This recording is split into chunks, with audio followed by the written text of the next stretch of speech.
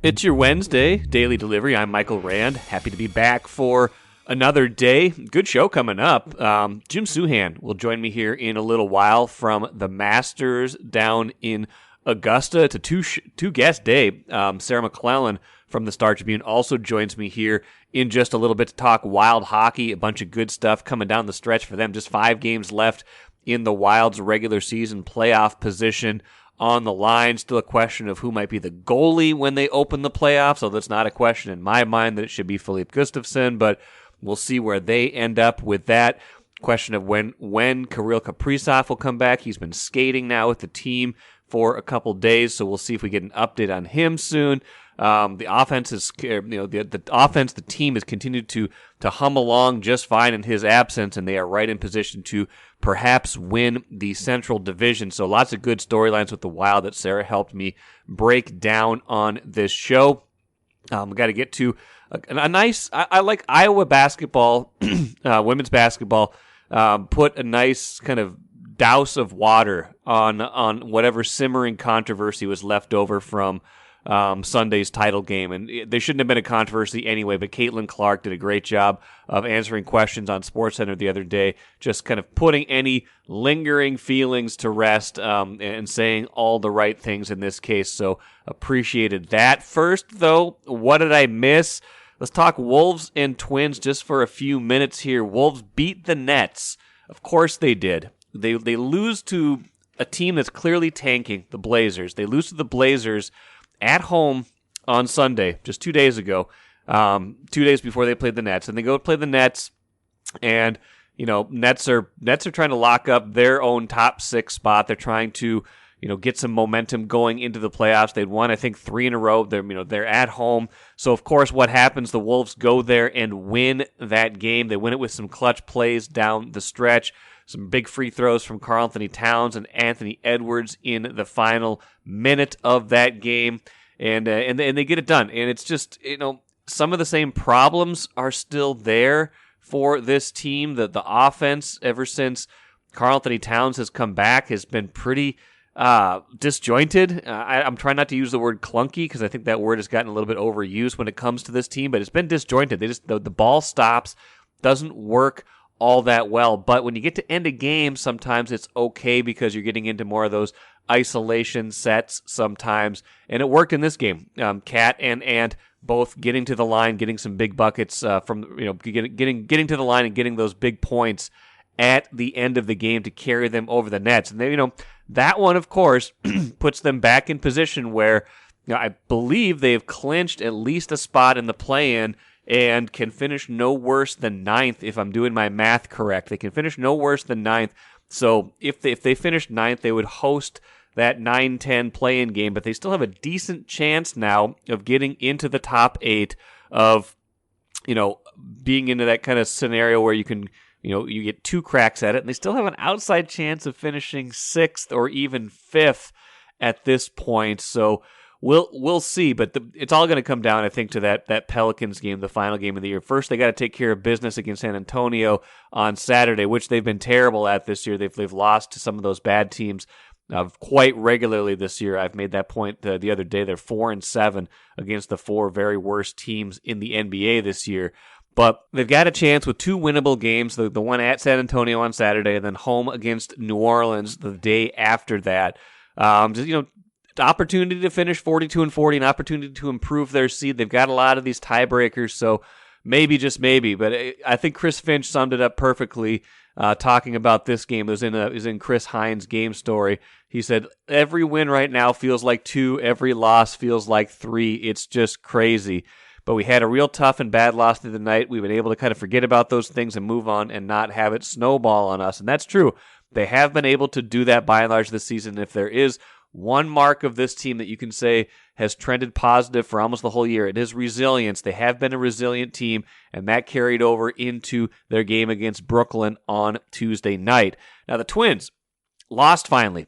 1-0 to the Marlins. Kenta Maeda looked good, taken out in the 6th inning. Seems like he's fine coming back from that Tommy John surgery. But they just ran into a buzzsaw with the Marlins pitching. And 1 hour and 57 minutes for this game. I don't think a single Twins game this year has been more than 2 hours and 35 minutes, but that one the piece de resistance of the new rules. 1 hour, 57 minutes. You could make a Hollywood blockbuster movie that took less time than that, and I love it. Again, this is not a complaint. This is I love every bit of this improved pace of play, of these shorter game times.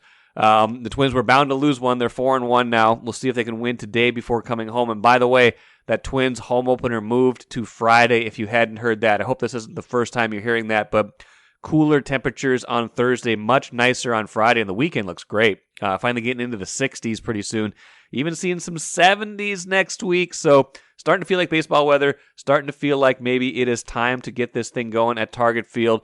One more in Miami before that, and we'll see. Don't blink. These games are going fast, and I am definitely here for that. It's great to be joined right now from Augusta on Wednesday morning. Jim Souhan, out at the Masters. Jim, you've been there. How many times have you been out at the Masters now? I'll have to look it up. I think this is my 14th or 15th time. Wow. Started coming here in 2005. Got to watch Tiger's big comeback victory on Sunday with the delayed third round, playing Sunday morning. One of the many times I got to see Tiger win a major in person. And, I've missed a few years here and there, but yeah, we've kind of gotten back to me coming here every year. And it's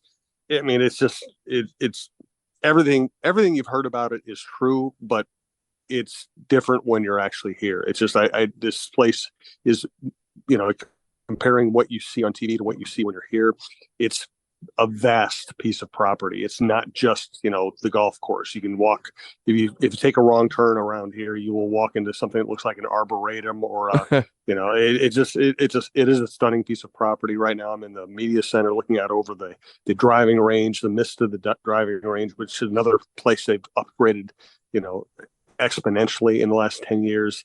So it is quite an experience. It does not get old coming here. I will say that.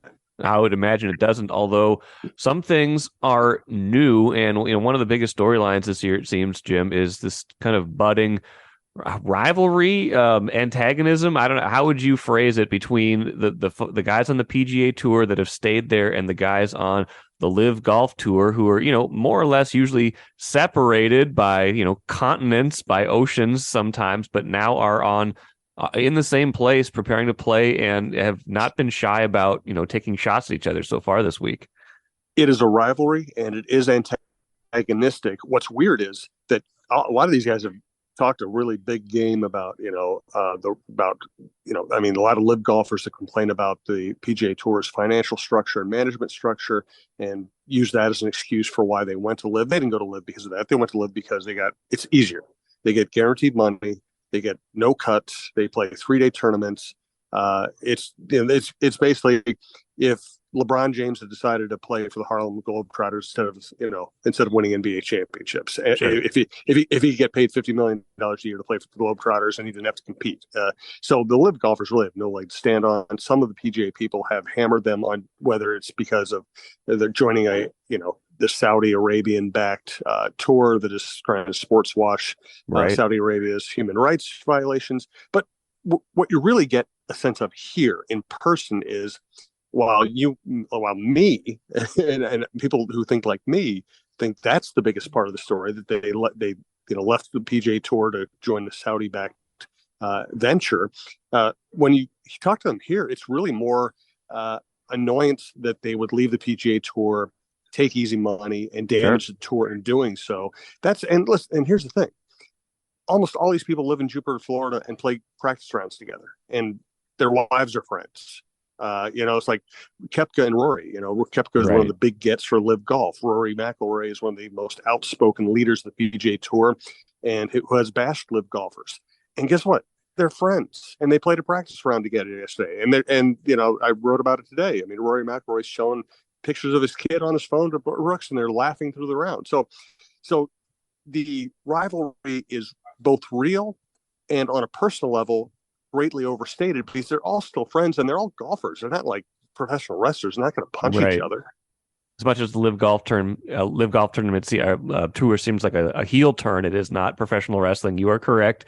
But it's fascinating. It creates a different flavor to golf. And this isn't brand new. It's been going for a little while here, but it does feel like golf never used to have much of that kind of, I don't know, antagonism, and now it just does, and it is interesting to see. Another big storyline, obviously, Jim, Tiger Woods. We don't know exactly what he's got, but whenever he's somewhere, he's going to be a center of attention. Well, and I covered him here last year, and he just can't. And this is going to sound weird to people who don't get golf or don't play golf or haven't played competitive golf. He can play golf. He can hit the ball really well. His hands are great. His short game's great. He thinks better than anybody. He's the best thinker out here. His legs just don't stand up to walking one of the hilliest golf courses that PGA players ever play.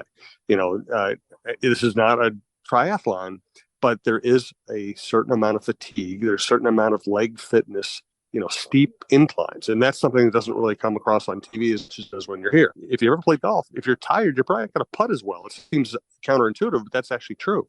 There's just no way for him to play at his best 4 rounds. So his ultimate goal here is actually just kind of hang in there and make the cut. Jim, final thoughts, and we'll check in with you hopefully Thursday and Friday as well. But any kind of anything else you are watching for as we're kind of last day before the real show begins? It's an interesting dynamic. Tom Hoagie's our only real kind of local angle, so I keep up with Tom when I can. Scheffler, Rahm, and McIlroy are the big 3 in golf right now. And Scheffler, and any of them could get hot and win this thing. Any of them get hot and dominate the season. So that dynamic's interesting. And everybody else kind of on the outside. And listen, obviously long shots can win. People who aren't in the top 3 can win. But it's like there's separation between the big 3 and everybody else. But the question is, does Rory have the mental capacity to win here after all of the scar tissue's built up here? Right. Can Scheffler become only the 4th player to ever win back-to-back Masters? That just never happens. And Rahm, he's an emotional guy, and can he pull it together when he's not playing that well? So even though there's a big 3 that feels separated from the rest of the pack, I don't know if it would be wise to bet on any of those 3 individuals. Yeah, no, it sounds good. It sounds like it's going to be a fascinating tournament. It always is. Just different subplots every year, different people coming in hot, different people, at the top of their game. And it sounds like it's no different this year, Jim. Well, I hope you enjoy it. Hope we get a chance to catch up again Thursday and Friday. And until then, go get him, and we'll talk to you soon. Sounds good. Thanks, Michael. Good stuff from Jim Souhan. Appreciate him hopping on with me from Augusta this morning. Good insights from him, of course. Just a fascinating tournament, fascinating watching these guys from the 2 tours coming together, and we'll see how that rivalry spills out onto the golf course over the course of the next 4 days. Take a playcation to Mystic Lake. With 24/7 gaming, the good times never have to end. And you can satisfy your cravings at our restaurants and bars. Or relax in one of our luxurious hotel rooms. Those that play together, stay together. And don't forget to join Club M so you can spark new memories and bask in the rewards along the way. Follow the lights to Mystic Lake, where every day is play day. It's a hockey time of year. We talked to Randy Johnson on Tuesday's show, getting ready for the Frozen Four. Sarah McLellan joins me now. Maybe, just maybe, getting ready for a significant Wild playoff run. We don't really know at this point, Sarah, but what we do know is they are for sure in the playoffs and now still jockeying for position in what will be a very important last 5 games starting Thursday in Pittsburgh. Sarah, for as well as they've played in this last 20 to 25 game stretch, a lot still on the line here in these final few games.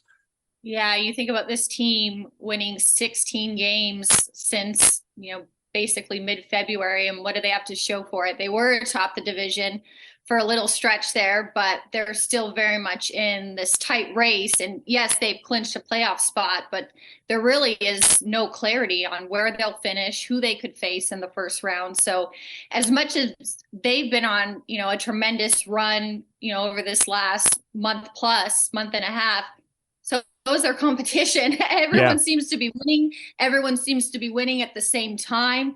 I think that's why last week's win at Colorado was so crucial, that was finally a head-to-head opportunity to pry points away from a team that you're battling with in the standings, and a very statement win by the Wild, obviously, in that game against the reigning Stanley Cup champions. But these last 5 games are still very significant in deciding seeding. Obviously, to get home ice advantage, if you win the division, and then obviously same with the second seed and that matchup versus the third seed. So finishing top 2, still has, I think, a very big, advantage the rest of the way, even though, like you said, you look at the caliber of competition, Dallas, Colorado, those 3 at the top of the division.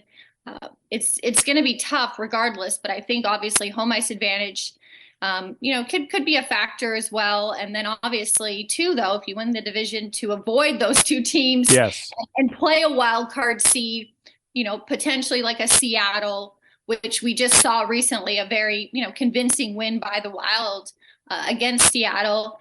A lot of scenarios at play, but obviously I think getting as many points as possible certainly should set this team up well going into the playoffs. Yeah, and that brings up an interesting question about Kirill Kaprizov that I'll maybe circle back on in a little while here. But like you said, the next 5 will be kind of this balance of really kind of going for it and understanding that there's a pretty big difference between finishing first and finishing third. Like, they've already clinched a playoff spot. They're going to be in a good spot no matter what. They probably feel pretty good about their game overall, but there's not all playoff opponents are created equal, and home ice is big. But also, if you look at who they've played and who they've played well, like you said, Seattle, they've played them pretty well. Colorado, they're 1-2 against Colorado. That one being just the other day, 2-2 against Dallas. Like they've played them relatively even, but you get into a series with one of those teams, if you wind up as the 2 or the 3 in particular, like you're going to be going kind of uphill into that first round, because this West is fairly top heavy. I wouldn't say there's any weak team that's going to make the field, but there's certainly preferences if you look at how they've played this year.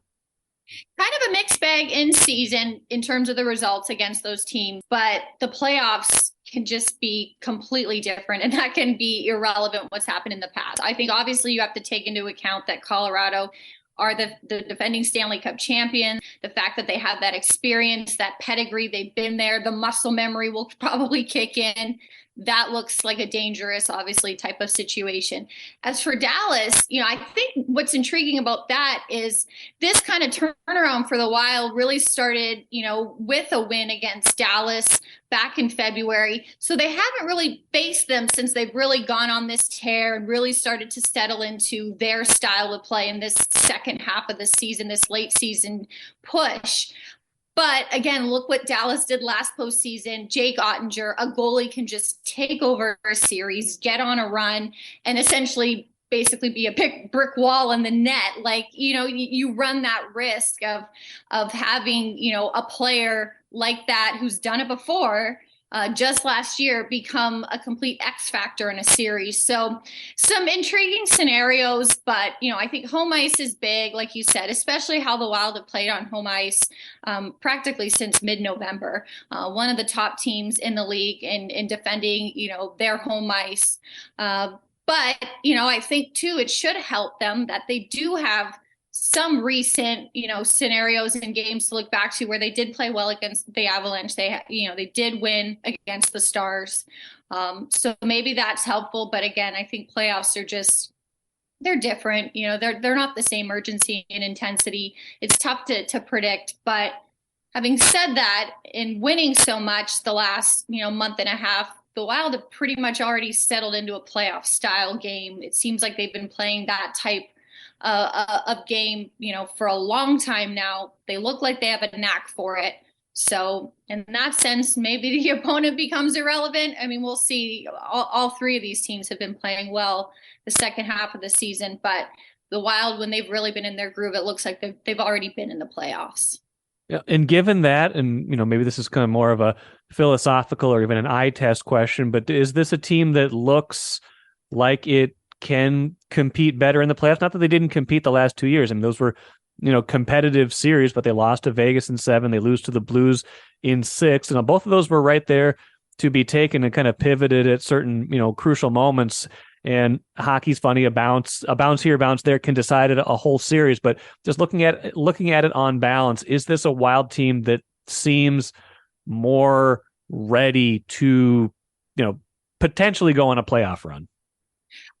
so, because I do think, like I said, this style of play is suited for the postseason. And you can look even just as recent as last season, the most successful season in franchise history, the most goals, the most points, and it was entertaining, and it was fast-paced, up-tempo hockey.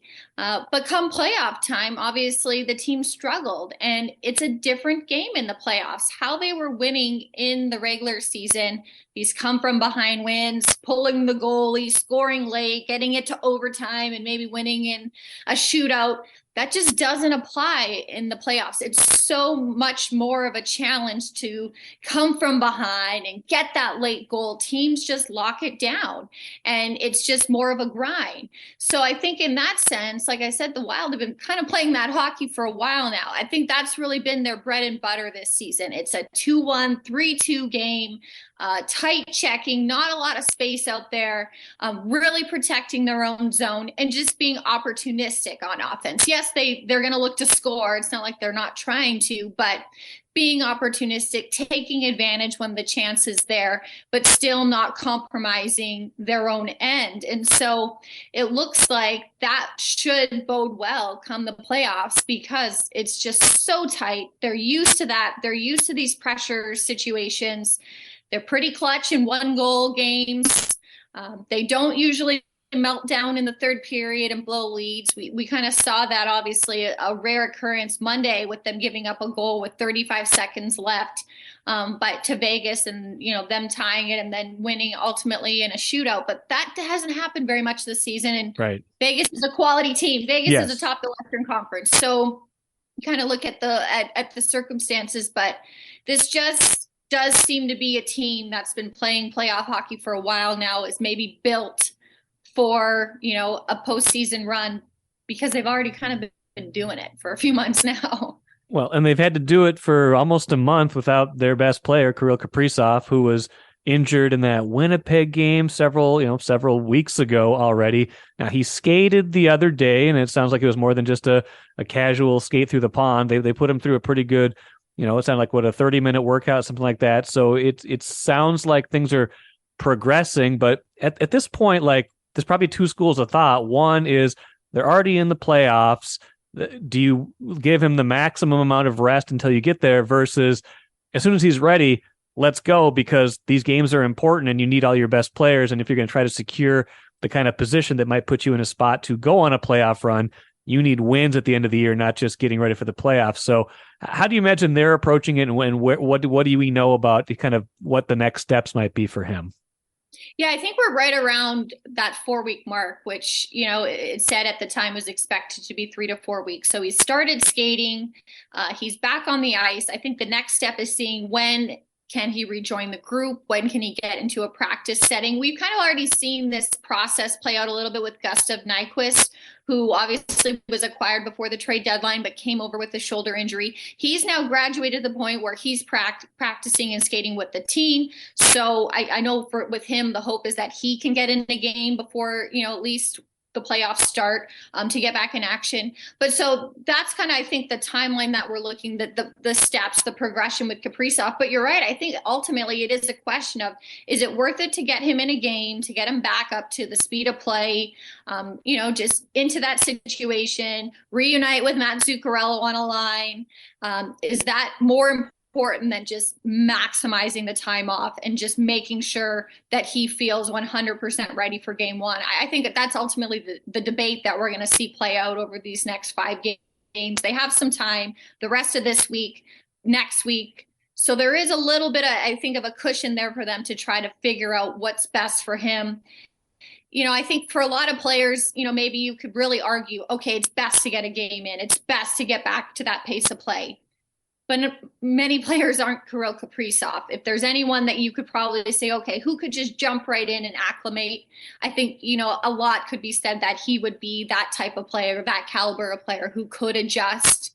But we'll see. I really think that'll be an interesting question to watch, see how the Wild handle that, and see how they handle everyone.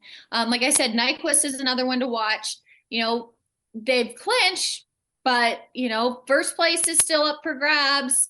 Do they try to rest some of their players? Do they try to, just keep rolling out their best lineup and keep everybody engaged? It's probably a difficult situation to be in because we've laid out the reasons why first place in the division makes a lot of sense. But ultimately, the goal is that Stanley Cup and being ready for the playoffs. So does it make sense to give someone a night off?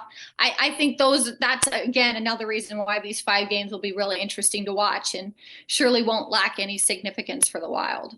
Yeah, and I imagine some of it too maybe has to do with the nature of the injury. Is there a risk of re-injury, re-aggravation if you push or go back? I don't think they would not put Kaprizov back before he's ready, but there's different timelines if you want to be sure.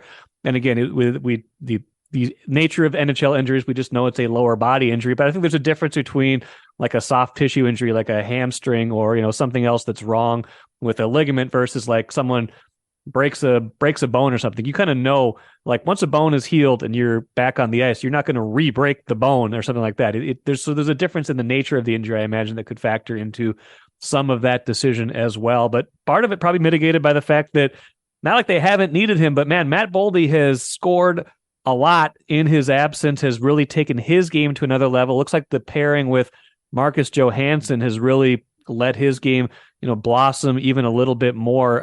What can you say, A, about Boldy, and B, about some of what Bill Guerin did add at the deadline that's given him a little bit more depth of scoring, even with Kaprizov out?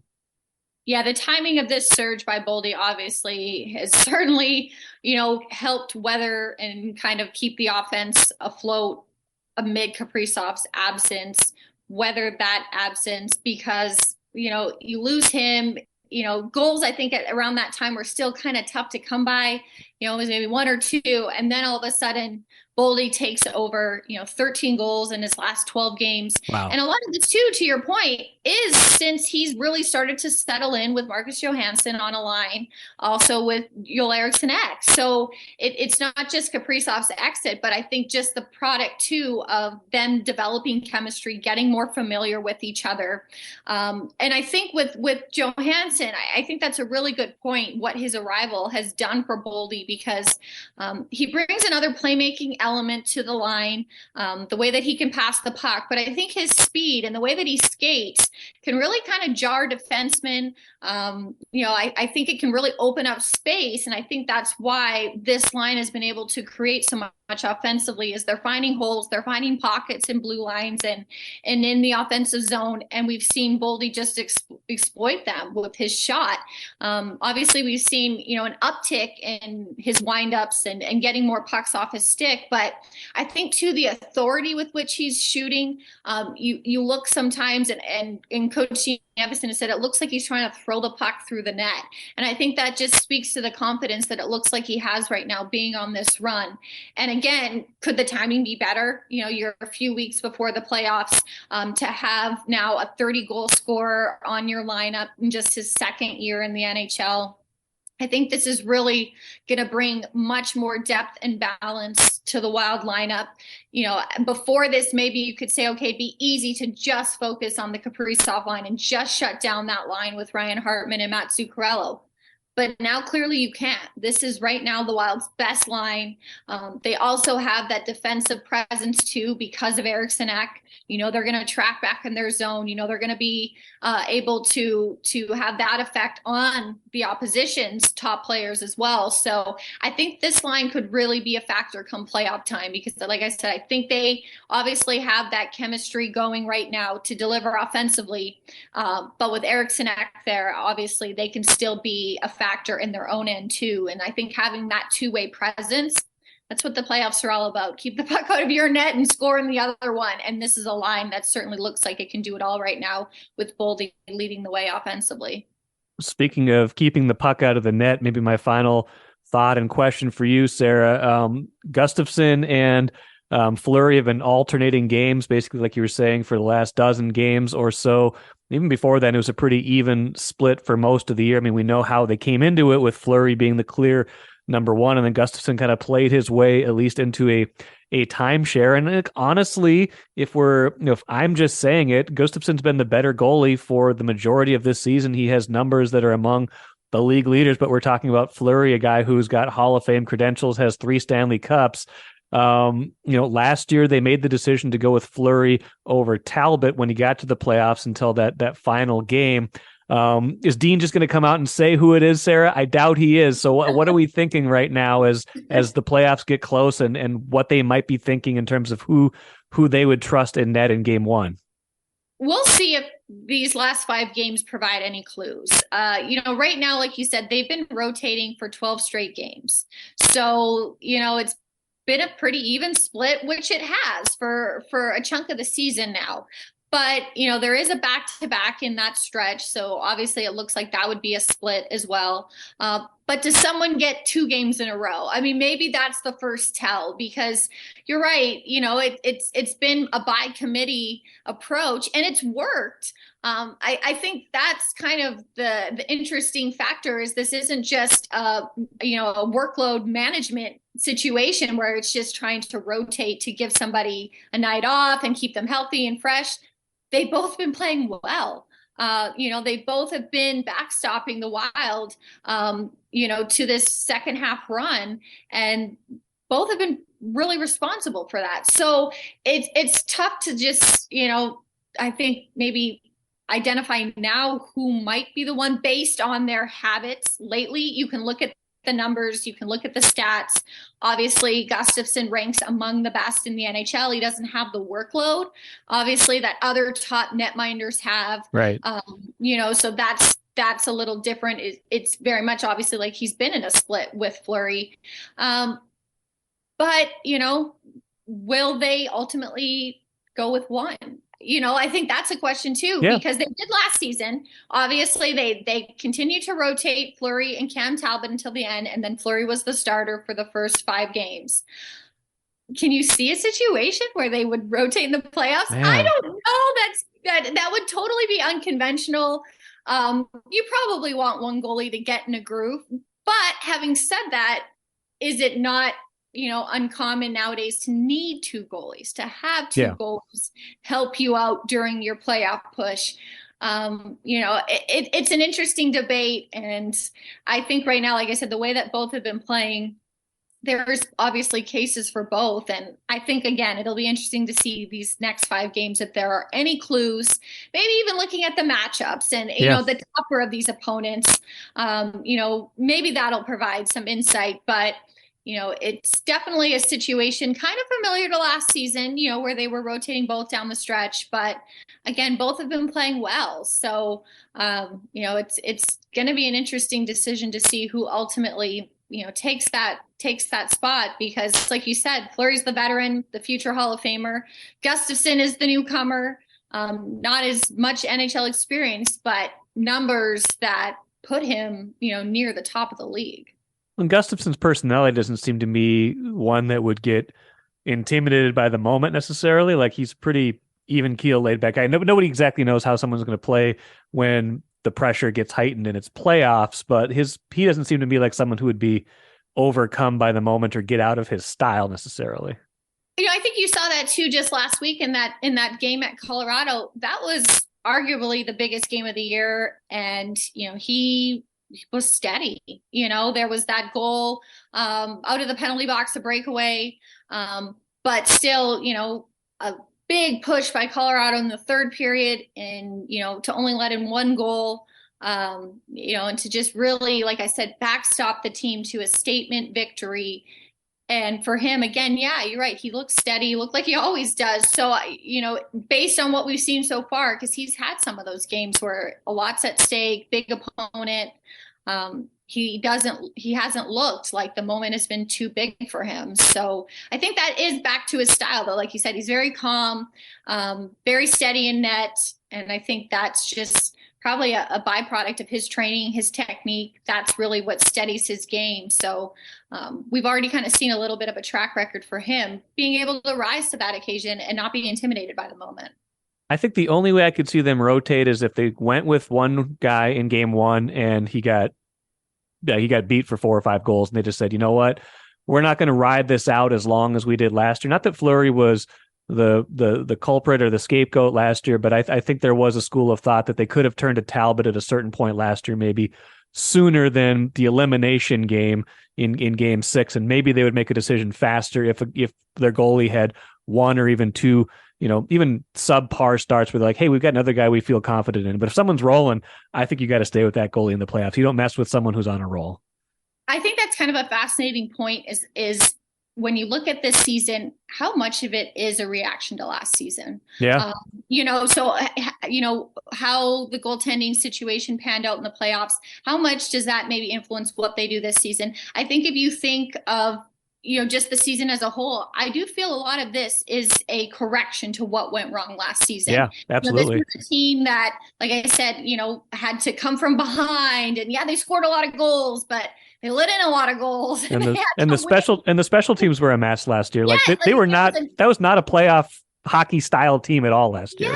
Yeah. And this season it's a 180, right? Yes. This is a team that power play is better. Special teams has been a focus, like you said, but this is a team that is very stingy defensively when they're at their best. And, they may only score 2 or 3 goals, but sometimes that's enough. So it'll be interesting to see if that applies to a situation like this with their lineup. How much do they read and react off of what happened last season? Because I do feel that playoff loss to lose has very much set a tone for this season and how this team has evolved. Obviously some different personnel and, every season is its own entity, but I do think that has played a part in shaping the evolution of the Wild and how they have felt that they probably need to adjust to be better and to get past a first round and to ultimately realize their potential with this lineup and with the players that they have. I agree. It's going to be very interesting to watch these last 5 games and the playoffs now that they've clinched a spot. That happened on Monday night in that game. Sarah McLellan, great stuff as always. I'm sure we'll be talking a lot more as these games matter even more. Until then, appreciate it, and we'll talk to you soon. Take care. Sarah made a lot of good points, but the one that I'm going to watch for sure is, do they do anything different with the goalies in these last 5 games? Do they stagger them in a certain way that maybe tips their hand? Not necessarily for who's automatically going to start game 1, but who they see maybe as their number 1 goalie right now. Do they give somebody, like she said, back-to-back games or 2 starts in a row? Do they kind of alter the rotation to kind of give one goalie a more difficult matchup than others? I don't know. I did think it was interesting that of this recent 3-game stretch where they had Colorado, Vegas, and Vegas, Gustafsson did get 2 of those 3. Now, it was part of that natural back and forth, but Gustafsson got 2 of those 3, and those 2 that he got were the win over Colorado, the almost win over Vegas where they gave up the goal in the last minute, lost in the shootout, but he played very well in both those games. Not saying Fleury didn't play well in that game at Vegas, but I think Gustafsson showed himself in those games to be playoff worthy, playoff ready. So we'll see what decision they ultimately do make in net once we do get to the postseason. Let's finish with the cooler. Caitlin Clark of Iowa did a lot of great things for college women's basketball all throughout the NCAA tournament, all throughout this season and last season. Just a tremendous player. And she did another great thing on Tuesday, going on SportsCenter and basically dousing any embers of controversy, a controversy that never should have existed in the first place, if not for racism and sexism, by the way. But dousing that controversy, if you missed it in that Sunday game, Angel Reese from LSU did Caitlin Clark's gesture, did the "you can't see me" with her hands in front of her face, showed her finger on her pretending to be putting on a ring, like a championship ring, showing her that she's going to be winning the championship and not Clark. And Clark goes on SportsCenter and says, "I don't think Angel should be criticized at all. I'm just one that competes, and she competed. I think everybody knew there was going to be a little trash talk in the entire tournament. It's not just me and Angel. We're all competitive. We all show our emotions in a different way. Angel's a tremendous player. I have nothing but respect for her. I love her game. I'm a big fan of her and even the entire LSU team. They played an amazing game. Thank you, Caitlin Clark." Not that she needed to say that necessarily, but that was tremendous. Loved to hear that from her because you know what? Angel Reese was well within her rights. If this was if this was a men's basketball game, I don't think we'd even be talking about trash talk. That happens all the time in the men's game. And I think the element of race was absolutely in play here. Angel Reese is black, Caitlin Clark is white. I think that was absolutely in play with some of the initial reaction to this. And I love that Caitlin Clark came out and said, you know what? Angel Reese didn't do anything wrong. She shouldn't even have to apologize for it, but the fact that she did definitely added to my respect for her, and I'm glad that this maybe is not going to overshadow what was a tremendous championship game and a tremendous tournament overall. That will do it for today. Lavelle E. Neal expected to be on Thursday's show, talk Twins, a bunch of other stuff. So I hope you stick around and enjoy that on Thursday. Probably a whole bunch of Twins on Friday with Phil Miller. So hope you enjoy the rest of this week. Hope you enjoy the rest of your day. Just a couple more lousy days outside, then we're finally going to get to the good weather. I promise. It's coming. Just be patient. It will get here sooner rather than later. That's for me. I'm Michael Rand. See you on Thursday.